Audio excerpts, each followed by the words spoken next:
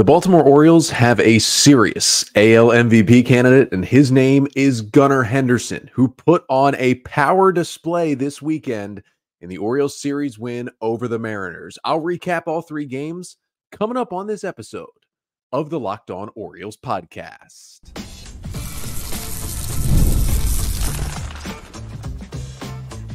You are Locked On Orioles, your daily Baltimore Orioles podcast. Part of the Locked On Podcast Network, your team every day.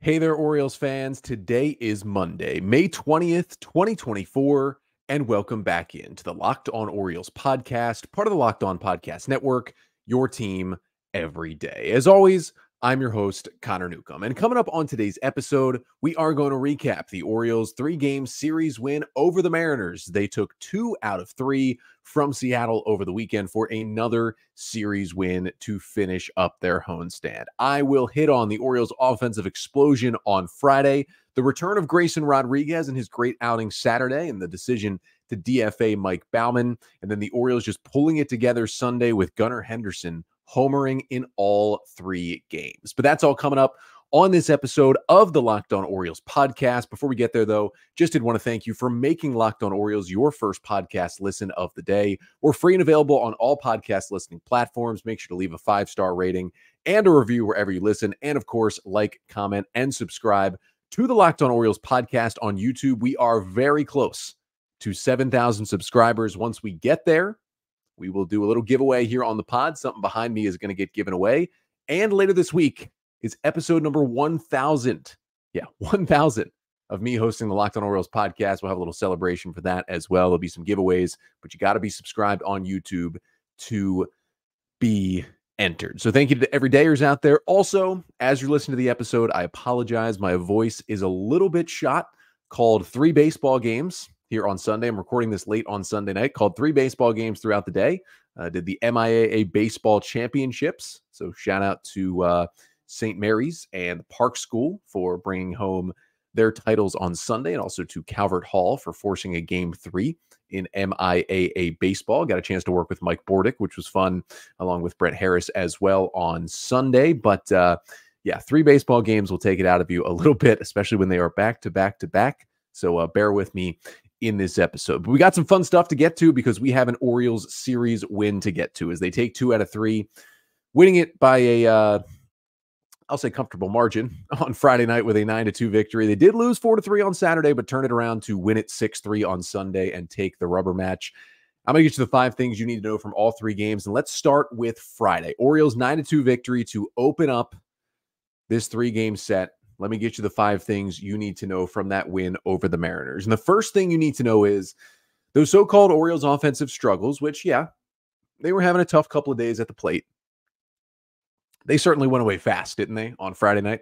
I was in the ballpark for that one, and they just absolutely jumped all over Bryce Miller in that Friday game. And this is something that I talked about on Friday's episode. When I previewed the series, I said Bryce Miller's got a great ERA this season, but when you dig in, he's allowed a lot of hard contact. His expected stats are well above what he's actually doing. Chicken's got to come home to roost at some point, and they did in that first inning for the Orioles. Even after the Mariners got a run in the top of the first inning off John Means, the O's responded in a big way. And of course, it started with Gunnar Henderson, who hit another leadoff home run, 101 off the bat, 402 feet for Gunnar Henderson to tie the game at 1.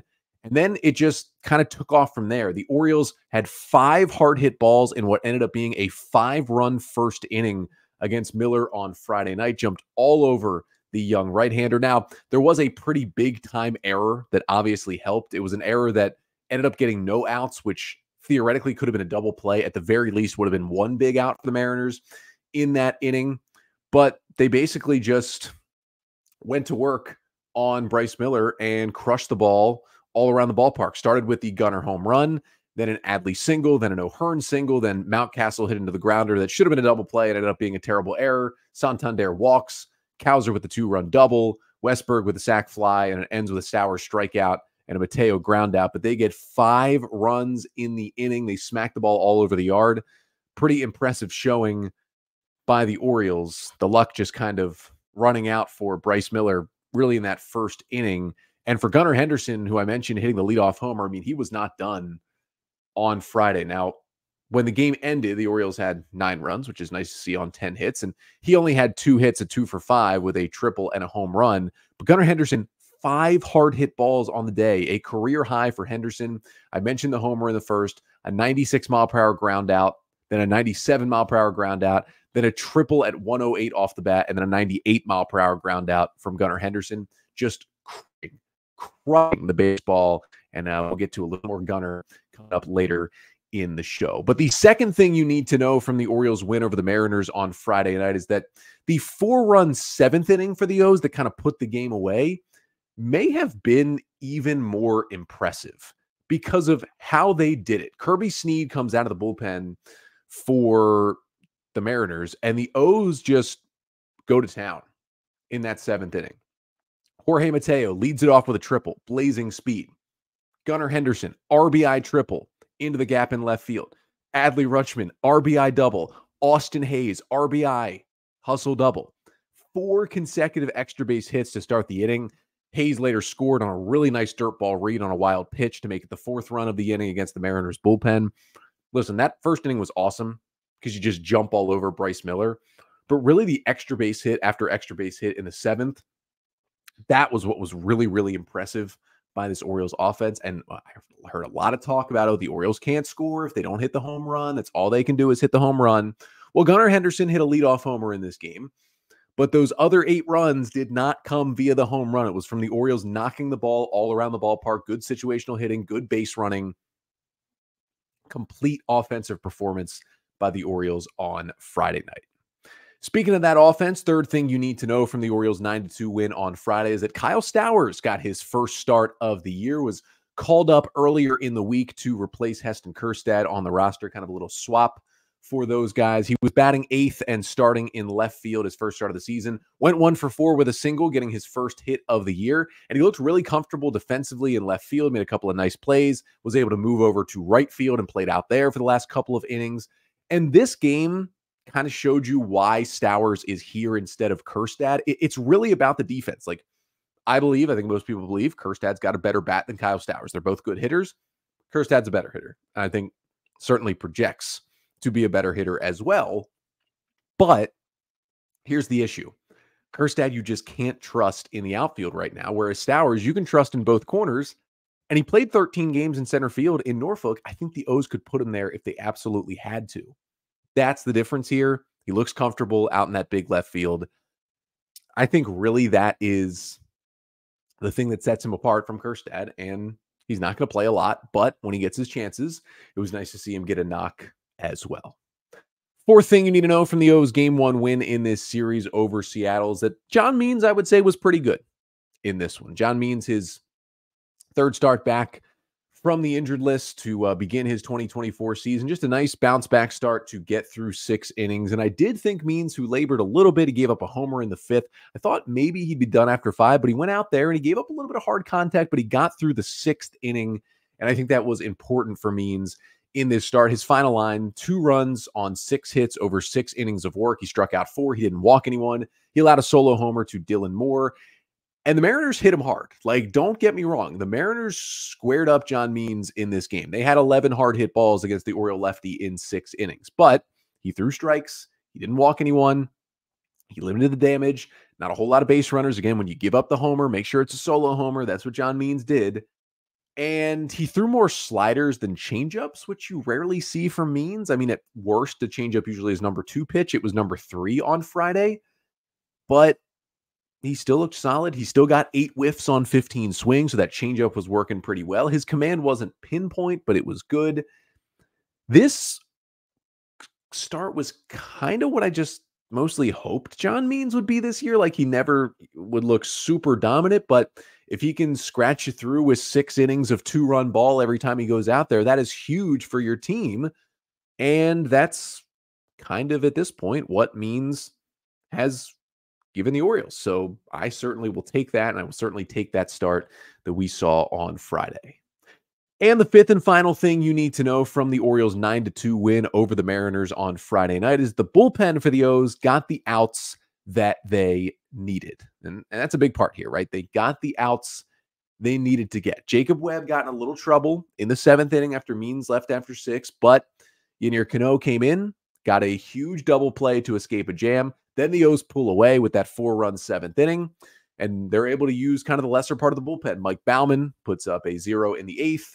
Keegan Aiken puts up a 0 in the 9th, and the Orioles go home happy with those bullpen performances with a 9-2 win. But little did we know, although you could kind of parse it out and think it was going to happen, especially if you've been listening to this podcast, little did we know that may have been that scoreless 8th inning from Mike Baumann on Friday night may have been his final appearance in an Orioles uniform, because the very next morning, Mike Baumann, although he's been pitching much better lately, a fairly tough season, was DFA'd as the Orioles returned Grayson Rodriguez from the injured list. So coming up next, we're going to get to that Saturday game. I know it was a loss for the O's, but we'll get to how they played in that one, what went wrong, and the decision to DFA Mike Baumann and bring back Grayson Rodriguez to this rotation. But first, this episode of the Locked On Orioles podcast is brought to you by Policygenius. Policygenius is the country's leading online insurance marketplace. It saves you time and money so you can provide your family with a financial safety net starting today. With Policygenius, you can find life insurance policies that start at just $292 per year for $1 million of coverage. Some options offer same-day approval and avoid unnecessary medical exams. Now, here's the thing about Policygenius and really talking about life insurance. It is a tough subject to get into. It can be emotional. It can be tough to talk about. Some people just avoid it altogether, but that's not what you want to do. You want to go to Policygenius because they're going to help you compare your options, and their team of licensed experts is really on hand to help talk you through it. That is really the best part here. Like, yeah, getting the lowest price is great, but it's also having someone there who understands this is a delicate topic, and you want someone who has the experience to help you through it. They've got thousands of 5-star reviews from people who have trusted everyone at Policygenius. So check life insurance off your to-do list in no time with Policygenius. Head to policygenius.com/lockedonmlb or click the link in the description to get your free life insurance quotes and see how much you could save. That's policygenius.com/lockedonmlb. And this episode of the Locked On Orioles podcast is also brought to you by Yahoo Finance. Wouldn't it be great if you could just see all of your investment accounts, all of your retirement accounts in one place? You wouldn't have to jump to 10 different places to just look at your money and how it's growing and what's going on with it. Well, Yahoo Finance is there for you. You can consolidate your views from multiple accounts into one hub and access the expert analysis you need to tend to your entire portfolio with confidence. That's really the best part here. For more than 25 years, Yahoo Finance has been the brand behind every great investor. Whether you're a seasoned investor or you're just looking for that extra guidance, Yahoo Finance gives you all the tools and data you need in one place. They're the #1 finance destination. You can securely link your brokerage accounts for a unified view of your wealth, including 401k and many other investments. With a community of over 90 million users each month, their real strength is helping you on your way to financial success. For comprehensive financial news and analysis, visit the brand behind every great investor, yahoofinance.com. The #1 financial destination. Again, yahoofinance.com. One more time, that's yahoofinance.com.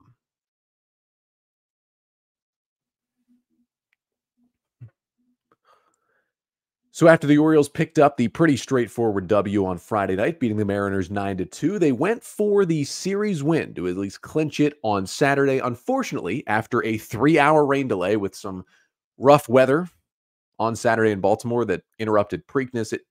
I don't know if this is true, but it feels like it just rains every year on Preakness, and it happened again on Saturday. Interrupted the O's game as well for a 3-hour rain delay, and when the game was finally all said and done, the Orioles fell 4-3 in the Saturday game. And I'm going to get you the 5 things you need to know from the Orioles 4-3 loss to the Mariners on Saturday. And the first thing you need to know is Grayson Rodriguez certainly let everyone know that he is back and he is fully healthy in this Orioles rotation. Rodriguez missing about 3 weeks in total with a little bit of shoulder soreness from a couple of starts ago. The Orioles made it seem very minor when they put him on the injured list. They said, hey, this is more precautionary than anything. And it turned out to be that because he was healthy enough to not go on a rehab start. Now, Brandon Hyde did say before Saturday's game when they did activate Rodriguez that, hey, he didn't have a rehab start. He's not fully built up. We're not going to push him too far in this game. But even with Grayson knowing that, he pitched incredibly well in this one. Rodriguez had a no-hitter going for 5 1/3 innings before a little chopping Julio Rodriguez infield single broke it up in the 6th. He allowed just that one hit over 6 scoreless innings with 7 strikeouts, 3 walks, just 2 hard hit balls. And again, as I mentioned, he only threw 82 pitches through the 6 scoreless. In a usual spot, he'd go back out there for the 7th, but he was not 100% back yet. Brandon Hyde said they're going to be careful, and they pulled him out after those 82 pitches. But Rodriguez was great. You wouldn't have even known that he had just come off the injured list with a little bit of shoulder soreness. The stuff was electric. The slider was awesome. The fastball command was a bit shaky. He did not find the zone as much as you would like with the four-seamer, but he did with the curveball and the slider, which was helpful. The changeup was good when he needed it, especially with a big strikeout of Julio Rodriguez early in that game. Just overall loved what I saw from Rodriguez off the injured list. You like to see it. And, of course, a big thing is velocity. There was 0 drop in the velo. On the year, average 96.3 on the fastball. On Saturday, 96.4 was his average. He was up above 98. That's the number one thing you're looking for. Coming off a shoulder injury, is there any kind of velo dump? Not at all. He was right where he usually is. And that was certainly great to see for the Orioles because they got Grayson Rodriguez back. He was activated on Saturday, back to the active roster off the injured list, and was set up to start Saturday's game. We'll get into a little bit later about what the Orioles will do now with the rotation. They moved Cole Irvin to the bullpen for the moment, but that might not be permanent. But the big thing was the Orioles had to make a roster move. And the roster move that we kind of saw coming for a while now was Mike Baumann getting DFA'd, and that is what happened. And Baumann has certainly struggled, and we'll probably get into this move more later this week. But even though he'd been better as of late, the whole body of work just was not good this season. I doubt Mike Baumann clears waivers. Somebody else is going to claim him. The stuff is too good. He's going to be in somebody else's bullpen. He may never pitch for the Orioles ever again. It was an interesting run for him throughout this system, but we'll get to that a little more later this week. But Baumann ended up being the roster move to clear space for Grayson Rodriguez. Second thing you need to know from the Orioles' 4-3 loss on Saturday is that, unfortunately, the O's bullpen gave up 4 runs in this game, 2 in the 7th and 2 in the 8th, and blew the lead. And the reason why? Just an unfortunate confluence of events. You had your 2 most trustworthy relievers both have their worst outings of the year in the same game. It's plain and simple. When that happens, there's kind of nothing you can do because you're going to the guys you know will get outs. You go to Danny Coulombe in the 7th. He gets 1 out. He allows 2 hits. He comes out of the game. Albert Suarez comes in there, and he does give up an RBI double to tie the game, gets out of it, keeps it tied at 2 in the 7th. Then Yennier Cano comes in the 8th inning, and same thing, gets 1 out.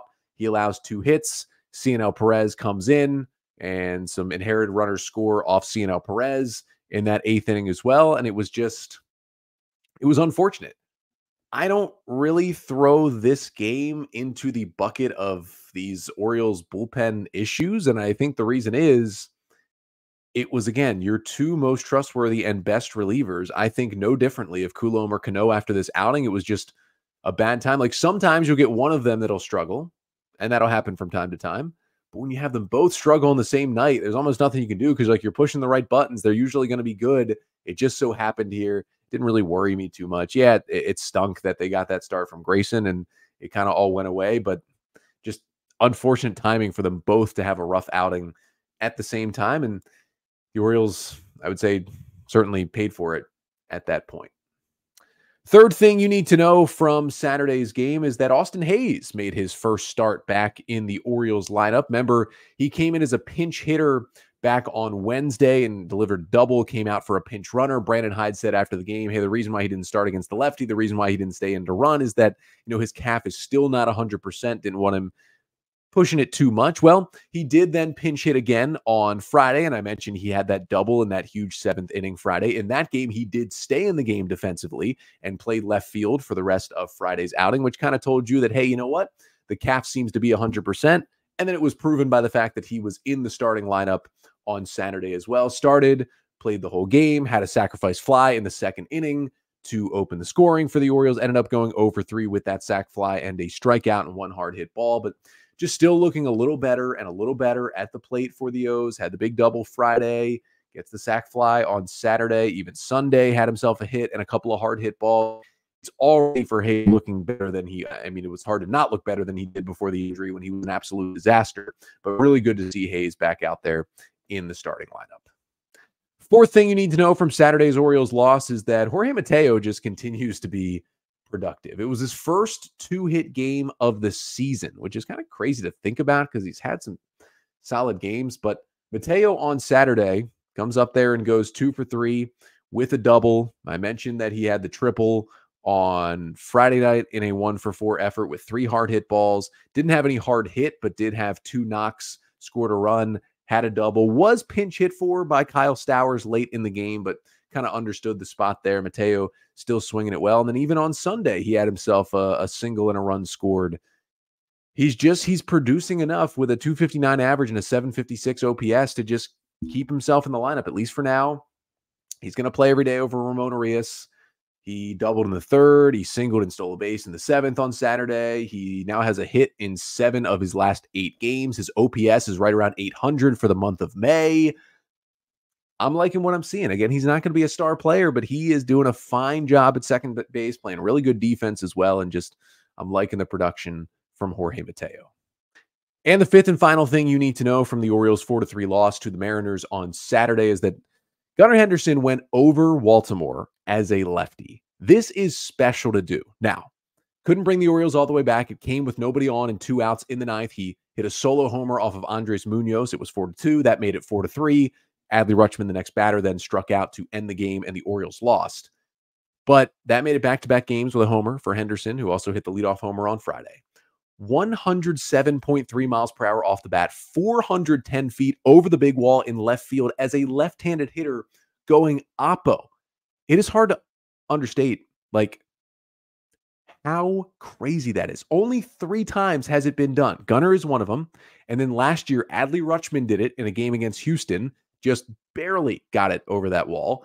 And then James Outman of the Dodgers did it in a game last year as well. It is very difficult as a lefty to hit it over Baltimore. You should not be able to have that much power to the opposite field. That swing, more than I think any other swing this year from Gunnar, showed me how special of a player he already is and how special of a player he is going to be. And he continued that right into Sunday, made it back-to-back at-bats with a homer. Homers in the 9th on Saturday, and once again, homered to lead things off on Sunday and help the Orioles to the series-clinching win. And when we come back, I'll tell you how the O's did it to win the series over the Mariners with the 6-3 victory on Sunday.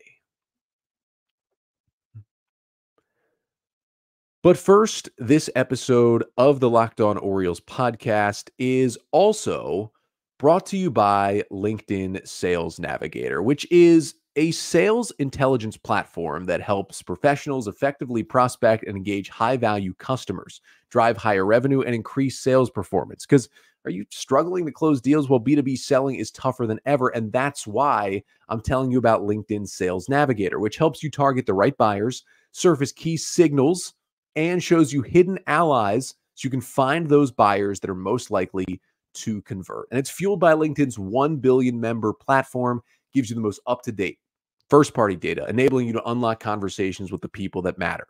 And right now, you can try LinkedIn Sales Navigator and get a 60-day free trial at linkedin.com/lockedon.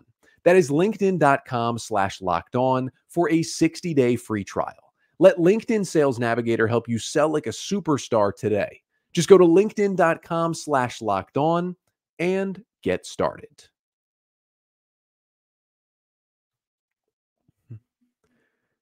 So the Orioles win the game Friday night. Unfortunately, they blow the lead Saturday and lose. So that set up the rubber match on Sunday. George Kirby versus Corbin Burnes. We were thinking, wow, what a pitching matchup. This could be an incredible pitcher's duel. And I'll say one pitcher had an incredible start.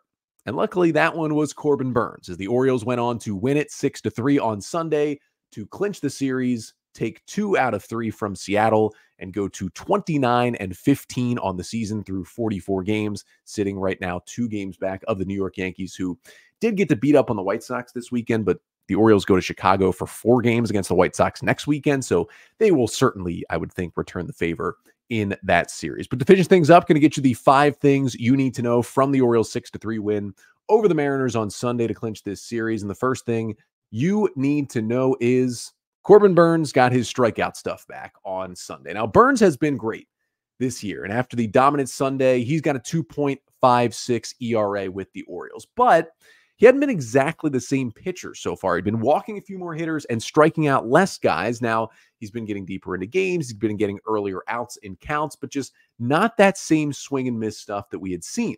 Corbin Burnes had not had more than 6 strikeouts in a start this year since he punched out 11 on opening day against the Angels. Well, what did he do Sunday?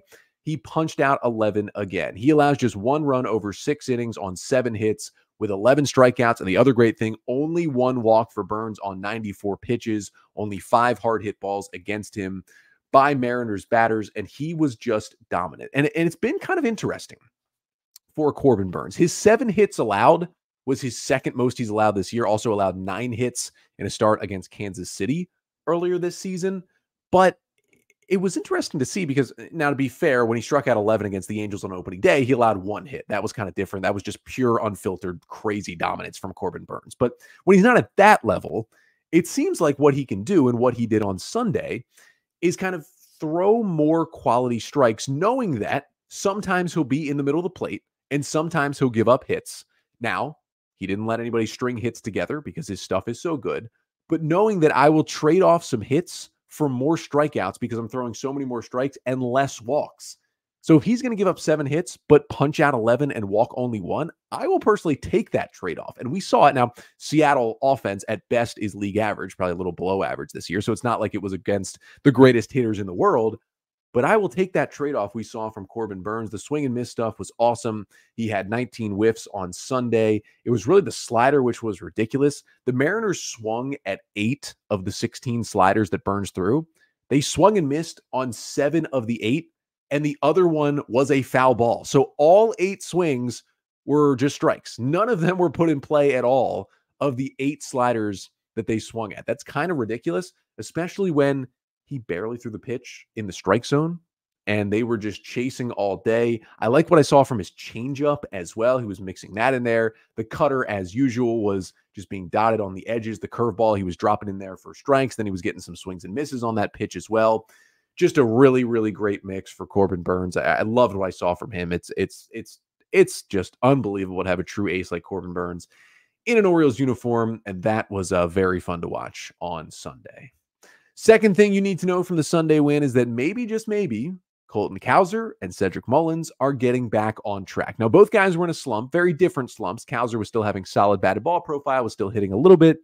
Mullins kind of looked completely lost at the plate. But this weekend was a huge step back in the right direction for both of these Orioles outfielders, and that is a huge sign for the O's offense. Cowser going 3 for 4 with a double, an RBI, a couple of singles, 2 runs scored, and 3 hard hit balls on Sunday. He finished his weekend really with a big weekend for the Orioles. 5 for 7, couple of doubles, 3 RBIs, 4 walks to just 1 strikeout. Cowser ended up walking 3 times in the game on Saturday, which was pretty impressive. And then for Cedric Mullins on Sunday, he goes 2 for 4 with a couple of singles and a couple of RBIs, a strikeout, and 2 hard hit balls.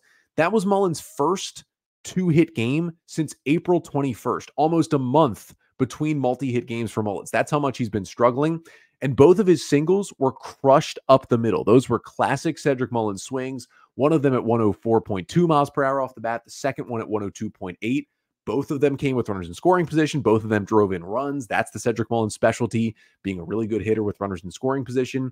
And those were his hardest hit balls in almost 2 weeks. Hasn't hit a ball that hard since May 7th. It has been a struggle for Cedric Mullins at the plate, but he swung it well. And maybe, just maybe, it was actually what he did Saturday when he had a 1-for-4 that kind of bumped him out of it a little bit. He laid down a successful bunt single on Saturday, and that might have helped him just kind of reset himself, get back in the groove. And the swings he took Sunday were much, much better. Even the swings he took in the at-bats where he got out on Saturday looked a lot better. I think Mullins is back into the upswing right now, which is a huge boost for the Orioles. Third thing you need to know from Sunday is that you can't stop Gunnar Henderson. You just can't stop him. You simply can't. It was another leadoff homer for Gunnar on Sunday. It was another nice first inning where the Orioles scored twice. They got the Gunnar homer. They had a Colton Cowser RBI single, as they did it against George Kirby, who just seems unhittable at times, but the Orioles certainly got to him. 106 off the bat, 422 feet to right center field for his major league leading 15th home run for Gunnar Henderson. He's on pace for over 50 homers this year, homered in all 3 games this weekend against Seattle. Just incredible to watch him do what he's doing. I mean, it's marvelous. Also had a single in this game, hitting 270, 946 OPS, playing stellar defense at shortstop. He is an MVP level player. He is right in the middle of that conversation. He might be at the top of that conversation in the American League right now. We are so lucky to watch Gunnar Henderson at shortstop every day. It's just ridiculous. It's just ridiculous what he can do. Just ridiculous. Fourth thing you need to know from the Orioles series clinching win on Sunday is Cole Irvin was absolutely huge out of the Oriole bullpen. Now, when Grayson Rodriguez came back, or actually before Grayson came back, because Brandon Hyde told the media Friday that Irvin was available out of the bullpen in Friday's game. Now, they didn't use him. We really knew he was available out of the bullpen Saturday when Grayson Rodriguez returned to the rotation to make his start. But Hyde did said, hey, this is a temporary bullpen move for Cole Irvin. I mean, he's been fantastic in his last 4 starts. Hard to take a guy pitching that well out of the rotation, but he's kind of the easiest guy to put there because he pitched in the bullpen some last year and looked good in that role as well down the stretch for the Orioles. And seemingly, it seems at least long-term, he'll be the guy that goes to the bullpen more full-time eventually as the Orioles kind of run out of spots in their rotation. But they've also said, hey, we might need a 6-man rotation in June. The Orioles only have 2 off days in the entire month of June. They've got like 2 off days in the span of like 40 days that they're in the middle of right now. That can be tough. Maybe they'll go the 6-man rotation. Cole Irvin's still going to get some starts here soon. But what he did on Sunday was incredible. Jacob Webb started the 7th inning after the 6 strong from Burns. The Orioles had their 5-1 lead.